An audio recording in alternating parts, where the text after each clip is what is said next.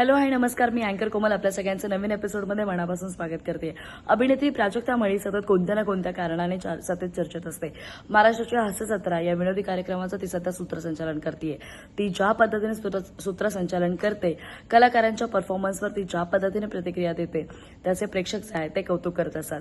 प्राजक्ता विविध चित्रपटांमधून भूमिकांमधून प्रेक्षकांच्या भेटीला येत असते. तिच्या अभिनयाचंही वेळोवेळी कौतुक होत असतं. तिच्या नृत्याबद्दल अनेकदा बोललं जातं. अभिनयाबरोबर तिने निर्मिती म्हणून सुद्धा काम करायला सुरुवात केली. या सगळ्याबरोबरच प्राजक्ताने उद्योजिका म्हणून तिची एक वेगळी ओळख निर्माण केली. तिचा दागिन्यांचा ब्रँड आहे. तिच्या ब्रँडमध्ये पारंपरिक दागिने असल्याचं पाहायला मिळतं. प्राजक्ताने 2003 मध्ये तिच्या प्राजक्ता राज या ज्वेलरी ब्रँडची जी आहे ती सुरुवात केली होती. तेव्हापासून या ब्रँडला भरपूर प्रतिसाद मिळत असल्याचं पाहायला मिळतंय. 3 वर्ष उत्तम प्रतिसाद मिळाल्यानंतर यावर्षी म्हणजेच 2026 मध्ये प्राजक्ताने तिच्या ज्वेलरी ब्रँडचं जे आहे ते नाव बदललंय. तिने प्राजक्ता राजवरून प्राजक्ता साज असे नाव जे आहे ते दिलेले आहे. प्राजक्ता साज रिव्हिविंग महाराष्ट्राज लिगसी असं नाव जे आहे हे तिने दिलेलं आहे. प्राजक्ता मळीने नुकतीच एका चॅनलशी संवाद साधला. त्यावेळी अभिनेत्री असताना व्यवसाय करावासा वाटला असा प्रश्न तिला विचारण्यात आला. यावर ती म्हणाली, महाराष्ट्राशी नाळ जोडलेला हा ब्रँड आहे. मराठी अलंकार आणि दागिने जे काळाच्या पडद्याआड गेले त्यांना पुनरुज्जीवित करण्यासाठी या ब्रँडची जी आहे ती स्थापना केलेली आहे. कारण या ब्रँडमधील दागिने हे मराठी दागिने आहेत. 100 वर्ष आणि त्याहूनही जुने दागिने जे आहेत ते या ब्रँडमध्ये त्याचा समावेश केलेला आहे.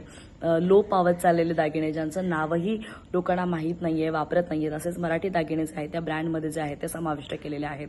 पुढे अभिनेत्री म्हणून व्यवसाय सुरू करण्याबद्दल ती म्हणाली की आधीच अभिनेत्री आणि सूत्रसंचालक म्हणून जे आहे प्रवास सुरू असताना ब्रँड सुरू करण्यासाठी 2-3 गोष्टी ज्या आहेत त्या कारणीभूत ठरलेल्या आहेत. एकतर कलाकाराचं आयुष्य हे खूप परावलंबी आहे.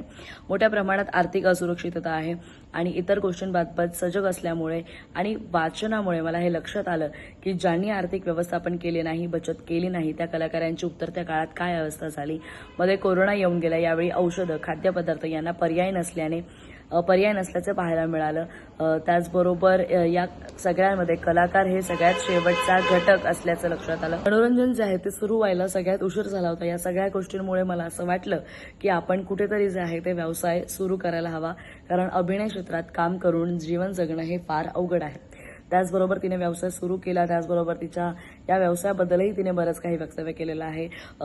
प्राजक्ता मळीने जो काही निर्णय घेतला किंवा प्राजक्ता मळीचं जे काही काम आहे त्याबद्दल तुमचं काय मत आहे, नक्की प्रतिक्रिया कळवा आणि अशाच अपडेटसाठी स्टे ट्यून्ड अँड कनेक्टेड.